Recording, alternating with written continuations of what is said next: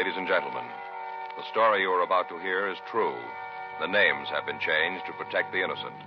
Dragnet is brought to you by Chesterfield, made by Liggett & Myers, first major tobacco company to give you a complete line of quality cigarettes.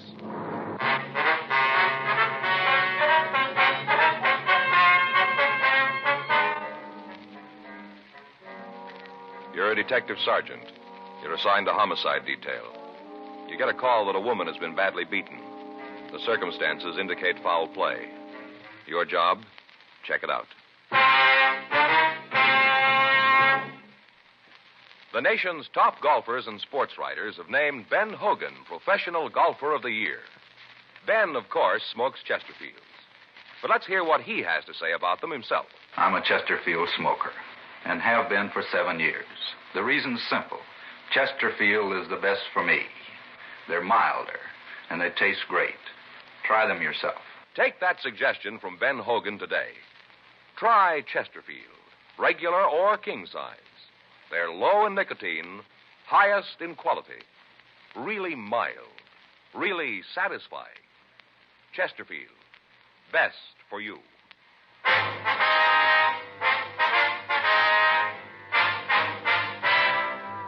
Dragnet, the documented drama of an actual crime. For the next 30 minutes, in cooperation with the Los Angeles Police Department, you will travel step by step on the side of the law through an actual case transcribed from official police files. From beginning to end, from crime to punishment, Dragnet is the story of your police force in action.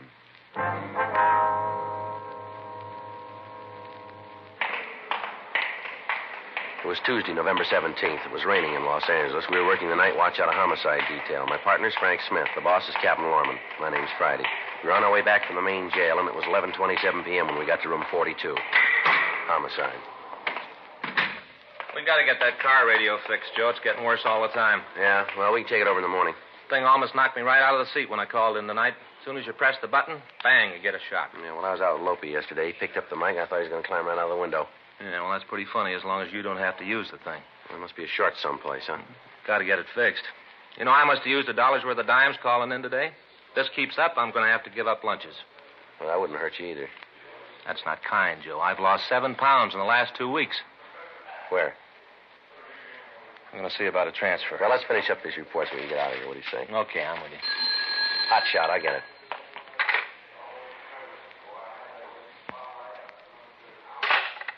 That's a robbery call, bar out in Olympic. Oh, thought for a minute we were going to have to go out. All I want to do is get home and get some dry socks on. My feet are killing me. Yeah, well, I got an idea. If you'll stop talking and pick up a pencil, we can quit on time for a change. Another hot shot. I'll get it.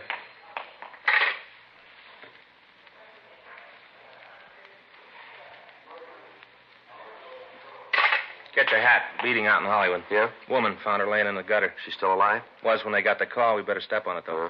They don't know how long she's going to last.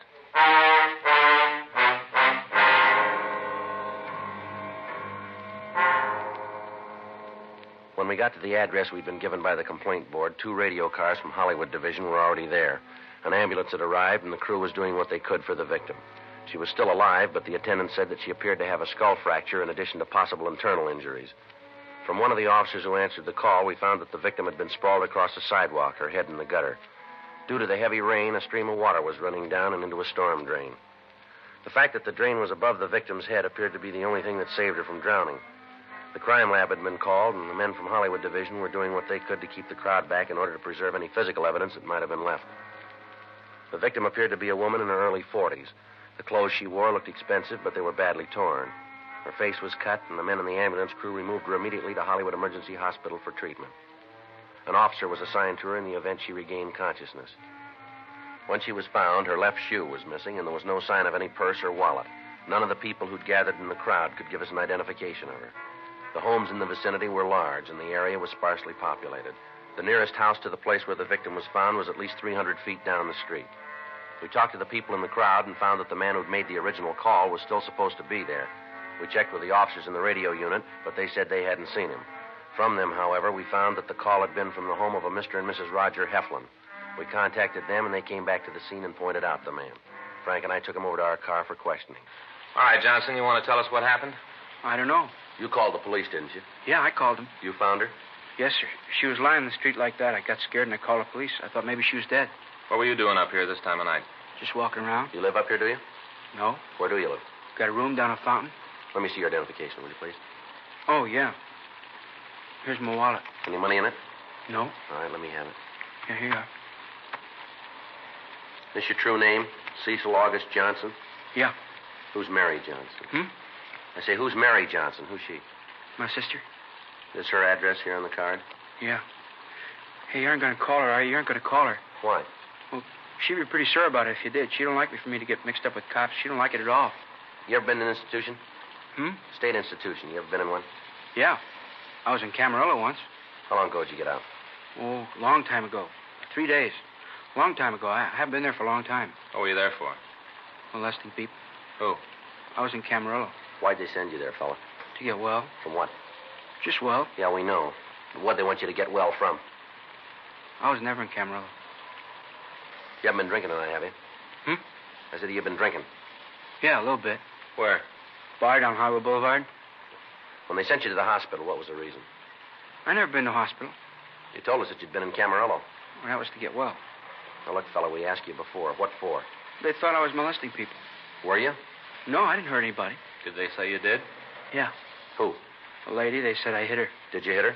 Huh? I said, did you hit the woman? No, I never hurt anybody. You know who the woman is that you found? You aren't going to call my sister, are you? Do you know who the woman is? What woman? Now, look, fella, pay attention. The one you found tonight. Yeah, I've known her for a long time. What's her name? Grace. You know her last name? Hmm? Do you know her last name? No. You know, I never really been in Camarillo. I just told you that. That's so? Why? I don't know. Just sometimes I like to do things like that. I don't have no reason. I just like to do it. Like, once I told my sister I killed a man. She almost fainted. I just like to do that once in a while. Things get dull. I like to get them started. Where'd you meet Grace? Bar down in Hollywood. I go in there all the time. I met her there. Did you meet her there tonight? Yeah, she was there. Said she had a fight with her old man. Said they had a real beef. She told me he hit her. Belted her right in the mouth. What do you think of a guy do a thing like that to a woman? Any man do a thing like that, he's no good. No good at all. They said I did it, too. Told my sister I hit a woman. Who said that? Other cops when they arrested me. When was this? When I was at Camarillo to get well. You under a doctor's care now? No, I got real well at Camarillo, real well. They let me go. You just got through telling us that you'd never been there. I'm a liar. You can't believe anything I say. I'm a real liar. My sister's all the time saying that about me. She says I'm a liar. That's one of the reasons she used to get sore at me. I'm such a liar. I was never there. You know where this Grace lived? No, I think it was up on Ledgewood Drive. I think that's where it was, on Ledgewood Drive. You know where the house is? Mm-mm. I never saw it. I was going to go up there one day and punch her old man in the nose. You know, because he hit Grace. I was plenty sore about it. He gave her a black eye. I was plenty sore. But I didn't. You know why? You tell us. Because I thought my sister'd get mad at me. She always gets mad when I get in fights. And when I lie. She get real sore. She's got no sense of humor. Yeah. There's a guy at the hospital who had a real sense of humor. He was funny. He had a piece of inner tube and he wore it like a hat. Floppy, you know? He had a real great sense of humor. But my sister, she don't like anybody to laugh. How many times you been arrested, fella? Maybe a couple. Here in Los Angeles? Yeah, all the time in L.A. Cops here don't like me. They got no sense of humor. None. Never saw such dull cops. All right, Johnson, you wait here. We got a few things to check out, and then we want to take you downtown. You aren't going to arrest me, are you? We'll see. Well, I hope not. My sister, she'd be real sore. Johnson? Hmm? Tell me something. Did you hit her? You mean, did I hit Grace? Is that what you mean? That's what I mean. No. I met her tonight, and she asked me to take a walk with her. To take a walk, that's all. Then all of a sudden, she was lying on the ground. I was pretty drunk. I didn't know what happened. Just all of a sudden, she was there, and I got scared, and I called the cops. But I didn't hit her. I wouldn't do a thing like that to Grace, not me. You believe that, don't you? Well, don't you? You got to buy it. You got it, because it's the truth. Is that right? Sure. It's the truth. Every word. Well, you said it yourself, didn't you? Hmm? You're an awful liar. 12:52 a.m. While one of the officers from a radio unit stood by with Cecil Johnson, we talked with Lieutenant Lee Jones from the crime lab. He told us that what footprints they'd found in the immediate vicinity of the victim had been destroyed by the rain. He told us that his crew was unable to find any useful physical evidence. The area was searched, but we failed to find either the missing left shoe or the woman's purse, if she'd carried one. We put in a call to the Hollywood Receiving Hospital. Dr. Elwyn Terrell told us that the victim was suffering from a fracture of the skull and apparently several broken ribs. He told us that the woman was in a deep coma and she couldn't be questioned at that time. We asked him to contact us through the business office in the event that she regained consciousness. We questioned the people in the neighborhood, but they were of no aid. None of them recalled hearing any automobiles on the streets, and none of them could testify as to the people loitering in the area. 1:10 a.m. We took Cecil Johnson and had him detained at the city jail pending further investigation. A check of his record showed that he'd been sent to Camarillo twice on charges of molesting and violation of Section 245 PC. He'd been released into the custody of his sister 3 weeks previously. Before he was placed in a cell, we got the name and address of the bar where he said he'd met the woman he called Grace. 1:40 a.m. Frank and I drove out to the place. It was located on Hollywood Boulevard near Las Palmas Avenue. There was only one other customer in the place when we went in. The bartender was cleaning up for the night. What'll it be? We're looking for Emil. I'm him. What do you want? It's not about that lousy Jackie, is it? What's that? You're cops, aren't you? Isn't this about Jackie? We're police officers, yeah. You gotta understand, I thought he was an actor. You know, I thought he was just hanging around the place to take work calls. That's what he told me. I didn't have no way of knowing different. It's the truth. We don't know anything about Jackie. We'd like to ask you some questions about a man named Cecil Johnson. That crackpot? You know, I thought you were after me because of Jackie. Oh, there it goes again. Excuse me. Yeah. Hello? Yeah, it is. No, he ain't here anymore. What? I don't care how the horse did. Jackie ain't here. Now, don't call me no more. You see, this guy Jackie's a book. All the time he's using my phone, and I don't know it. Yesterday, a couple of cops come in and put the arm on him. All day, the phone's been ringing. Yeah. From what they say, he's lucky he got arrested. He must have lost his shirt yesterday. Horse came in that paid 20 to 1. Boy, he really must have had it. I see. Now, what do you know about this Cecil Johnson? That creep. A real creep. Did you see him tonight? Yeah, he was in. About what time? Let's see, it was just before the fight on TV. That'll make it about 6:45. Yeah, about then, about 6:45. He come in alone? Oh, yeah, always does. He don't have no friends. What time did he leave, do you remember? Well, we stayed around and watched the fight. Got into an argument with a guy. Then he left about, let's see. I guess it must have been about 9:30, 9:45. You know a woman named Grace? We understand she's in here quite a bit. Grace, huh? Well, we got a couple of Graces come in here. What's yours look like? About 42, dark hair, wearing a tweed coat. Excuse me a minute, huh? Yeah. Hello? Yeah, it is. No, he's not here. He won't be back, so stop calling. I don't care if it did pay that. Look, Bud, I got no part in the action. Now, forget the number, huh? Jackie's gone. He's in the can. Yeah, he's pinched. Now, lay off, huh?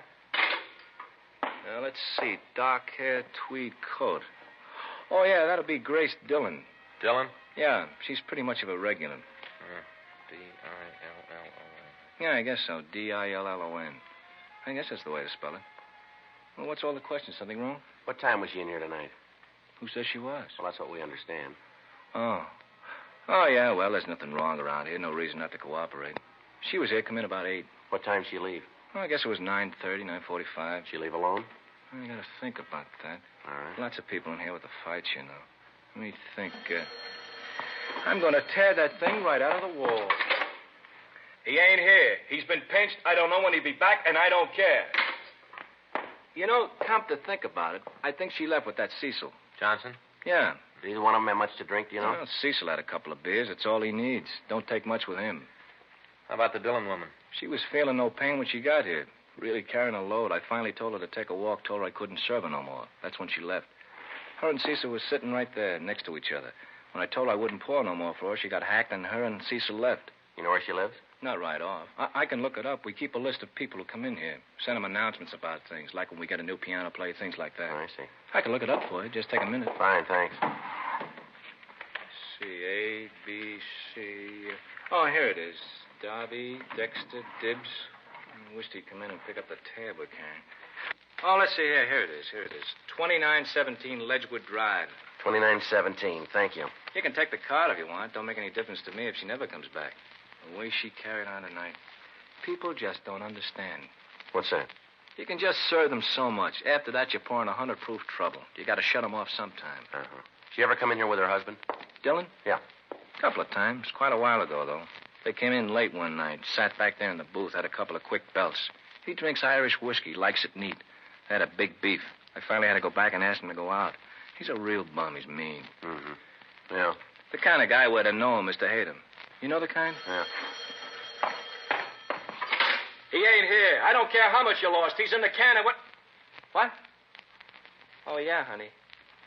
Well, I didn't know it was you. Uh-huh. Yeah, I'll be home early as soon as I close up. Right. Yeah, well, I do, too. What? All right, honey. I love you. I do, too, mean it. Look, honey, there's a couple of men here I got to talk to. Well, yeah, as soon as I close up, yeah.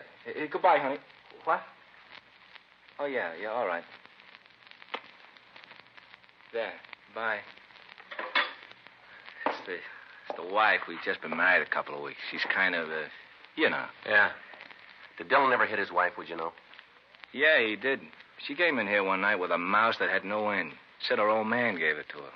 Say, what's all this about anyway? There's something wrong with Grace? Something happened to her? Well, we don't know yet. Well, let me give you this for free. If there's anything happened to her, 6'2" and even was her old man. He's a real bum. He's mean. Anything wrong, and it's him that caused it. You better talk to him. You'll find out. All right, sir. Thank you very much. Yes, sir, we will. Thanks. No, not at all. Glad to help out. All right. Good night. Say, you guys going downtown? Yeah, that's right. To the jail? Yeah. Well, if you see Jackie, will you give him a message for me? All right. What's that? Tell him if he gets out, I don't want him back here no more. Okay. Guy ties up my phone.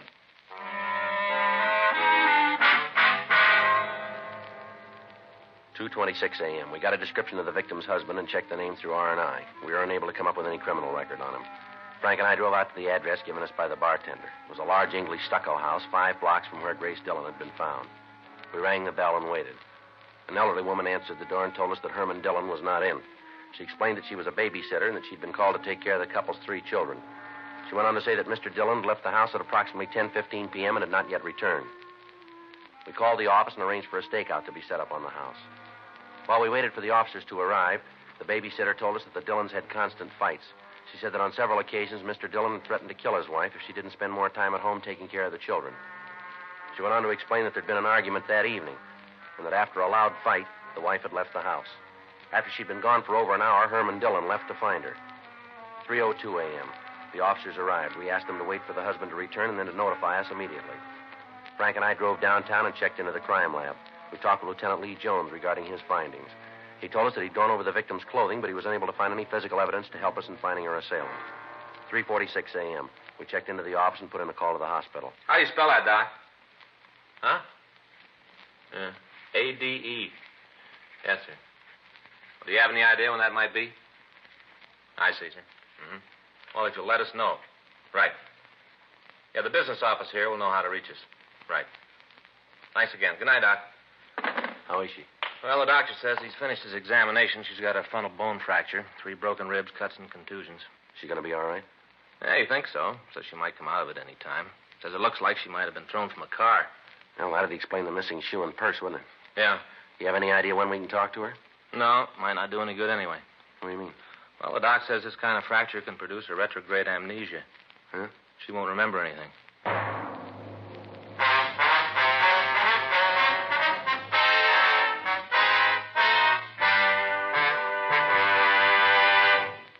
You are listening to Dragnet, the authentic story of your police force in action. It's taking place at your dealers, cigarette dealers coast to coast. Smokers by the thousands are now changing to Chesterfield. Join them today, and you'll be smoking the only cigarette that gives you proof of low nicotine, highest quality. I want you to know that's a matter of record. And so's this. As I've been telling you, Chesterfield is the only cigarette with this proven record with smokers.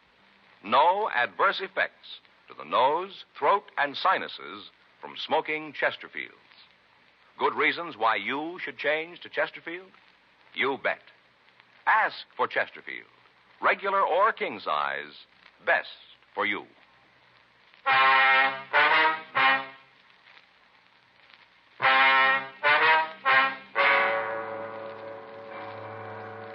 "4:02 a.m. Frank and I signed out of the office and we went home. At 5:13 a.m., I got a call that the husband of the victim, Herman Dillon, had returned home. The officers who called said that they were bringing him down to the city hall. I got in touch with Frank, and by the time we got to the squad room, Dillon was already there. He appeared dazed and acted as if he'd been drinking heavily. We sent out for some black coffee for him. He apparently didn't know what had happened to his wife. What's all this about, anyway? What are you dragging me out of my house like this for? Got a few questions we want to ask you, Dillon. What do you got that's so important you got to go through it at 6 in the morning? When'd you see your wife last? About 7:30 last night. Why? How do you and your wife get along? We've been married for 10 years. It's not much of an answer, mister. You're not married. Been married 10 years, and it's an answer. Been married 10 years, it's all the answer you need. Well, maybe you better spell it out for me. After that long, you have a few disagreements. Bound to. You know, being together all that time. You and your wife have a disagreement last night, did you? Yeah, we had a discussion. What about? I don't think that's any of your business. Yeah, well, maybe it is. Now, what'd you argue about? Her running around. Wasn't a real argument, just a discussion. The way we got it, it was more than that. And you got it wrong. We heard you hit her a couple of times. That's a lie. I might have shoved her a little. She had it coming, though, all the time running around. We got 3 kids, 3 little kids, and she doesn't care that for them. Always going out, hanging around those cheap bars, boozing it up. I came home the other night. She'd walked out and left the kids all alone, all by themselves. Didn't even get a sitter for them. Where you been tonight? Why? Why you have to know that? You want to tell us? Yeah. After Grace and me had the fight, she walked out. I waited for her to come home. Then when she didn't, I went out to find her. Did you? Did you find her? No, I looked all over for her. All the bars along the boulevard, but she wasn't there. Where you been since the bars closed? Walking around. In all this rain? Yeah. I've been trying to figure out what to do, trying to make up my mind. About what? What I should do with Grace. Things can't go on like this. They just can't. We've heard from some of your wife's friends that you made threats in their life. Is that right? Who told you that? We just heard it. Is it true? Yeah, I suppose so. If I'd have found her tonight, I'd have maybe killed her. I've never been so mad before. You see anybody you knew tonight? What? When you were walking around, did you see anybody you knew?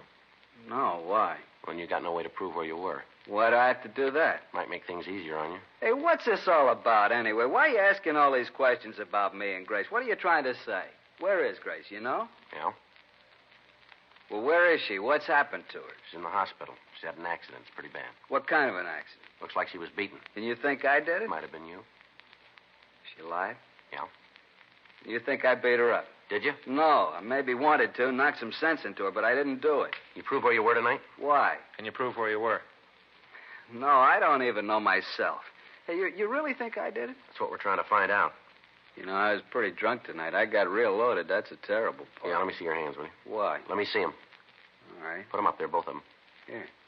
Where'd you get those bruises? I don't know. I don't remember. You better try. This is pretty important. I told you I was drunk. There's only one thing that'll put bruises like that on your hands. Yeah? You hit something pretty hard.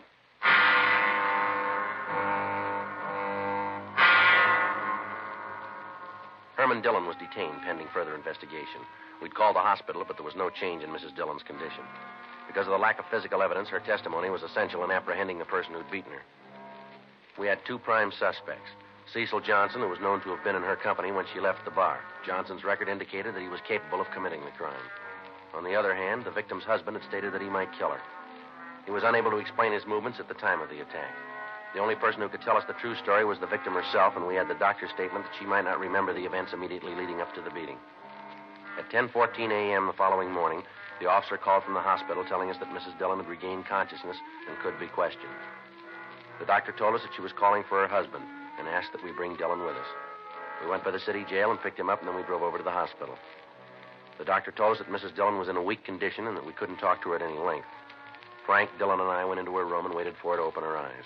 Is that you, Herman? Yes, dear. You're not mad at me, are you? You're not still mad at me? No, dear, I'm not. Oh, that's good. I was afraid you still were mad. You know, Herman, you shouldn't have hit me like you did. I know maybe I had a reason, but you shouldn't have hit me. Can you tell us what happened, Mrs. Dillon? Who are you? Police officers. What are you doing here? Trying to find out who did this to you. It wasn't anybody did it. Ma'am? It wasn't anybody. I did it myself. Silly did it all by myself. I don't believe I understand, Miss Dillon. Herman and me had a fight, and I walked out. I was going to leave him. I went down and had a few drinks, just a few, and I got to thinking about me and Herman. How I was such a bad wife. I got to thinking about the kids and how I was a bad mother. You aren't still mad at me, are you, Herman? Really, in your heart? No, Grace, I'm glad you're going to be all right. That's all that counts. You want to tell us what happened, Miss Dillon, please? I was on my way home. I was going back. Cecil was walking home with me. It was raining pretty hard, and we came to a gutter that was full of water. I stepped up on the curb to go around it. I didn't want to step in the water, and I fell. Fell down the hill, rolled all the way to the bottom, all the way to the next street. I remember falling. I remember laying in the street down below and how I couldn't move. I didn't know about anything else after that. Until just when you got here, Len, I don't remember much of anything. You mean that you fell down yourself, that nobody beat you up, huh? No. Herman hit me when I was home. He got mad at me and hit me. But he was right. You were right, honey, real right. But it's going to be different, I promise you. Just as long as you ain't still mad at me, that's all that matters, that you ain't mad. Now, take it easy, honey. Everything's going to be all right. Just take it easy and try to get some sleep. I love you, Herman. I love you very much. And I'm going to make it all up to you, all the bad times.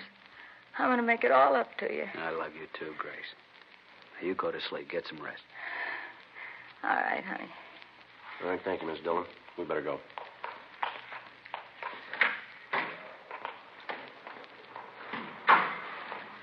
You going to want me anymore, Sergeant? No, I don't think so. Wonder if she means it. If she really does. What's that? About making it up to the kids, how things are going to be different. Well, I don't know. She said she would. That's just it. She said it so many times before.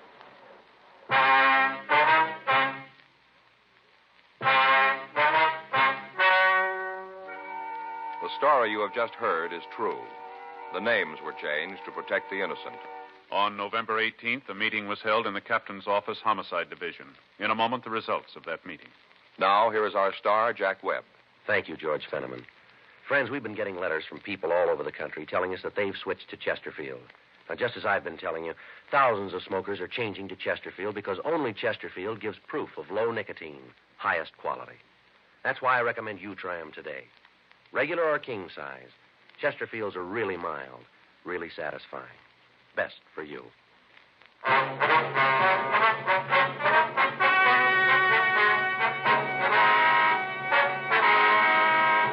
Since no crime had been committed, no legal action was taken against Mr. and Mrs. Dillon.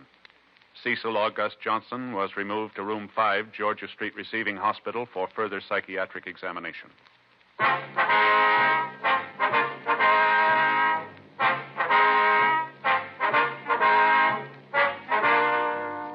You have just heard Dragnet, a series of authentic cases from official files. Technical advice comes from the Office of Chief of Police W.H. Parker, Los Angeles Police Department. Technical advisors, Captain Jack Donahoe, Sergeant Marty Wynn, Sergeant Vance Brasher. Heard tonight were Ben Alexander, Jack Crucian, Vivi Janis, Harry Bartell. Script by John Robinson. Music by Walter Schumann. Hal Gibney speaking. Watch an entirely new Dragnet case history each week on your local NBC television station. Please check your newspapers for the day and time. Chesterfield has brought you Dragnet, transcribed from Los Angeles.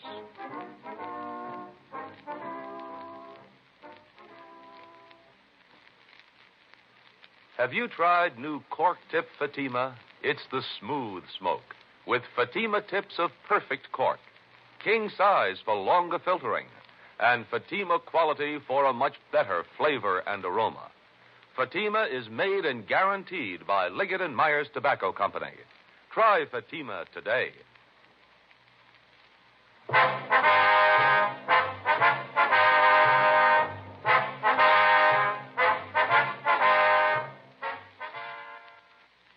Hear Frank Sinatra as Rocky Fortune tonight on the NBC Radio Network.